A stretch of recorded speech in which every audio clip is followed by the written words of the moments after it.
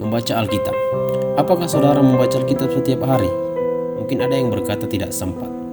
Kita sering sekali sulit menyediakan waktu membaca Alkitab dan berdoa. Tapi untuk hal-hal lain, masih banyak orang Kristen yang walaupun sudah mengikut Tuhan selama bertahun-tahun, belum juga membaca Alkitab secara keseluruhan, mulai dari kitab Kejadian sampai Wahyu. Memang kita akui tidak mudah mendisiplinkan diri membaca Alkitab secara rutin. Bahkan tidak sedikit orang Kristen yang hanya membuka Alkitabnya saat ibadah di gereja.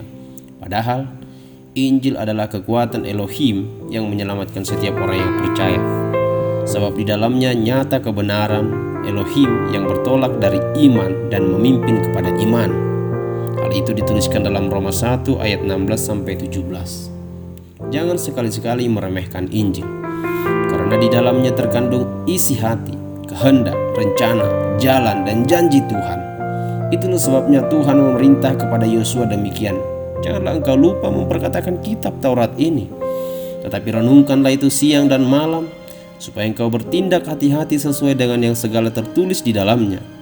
Sebab dengan demikian perjalananmu akan berhasil dan engkau akan beruntung.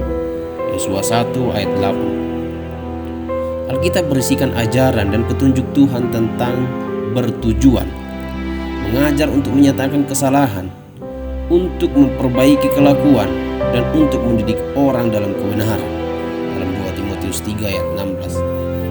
Dengan membaca Alkitab, langkah hidup kita diarahkan kepada jalan kebenaran Tuhan. Kita juga diingatkan kembali tentang kuasa, kasih, kebaikan, kemurahan, perlindungan, dan kepedulian Tuhan kepada kita. Selain itu, kita dapat meneladani hidup orang-orang pilihannya, bagaimana mereka melewati setiap proses dan betapa Tuhan menyatakan kuasanya atas mereka. Saya Jantor Syanturi, Tuhan memberkati.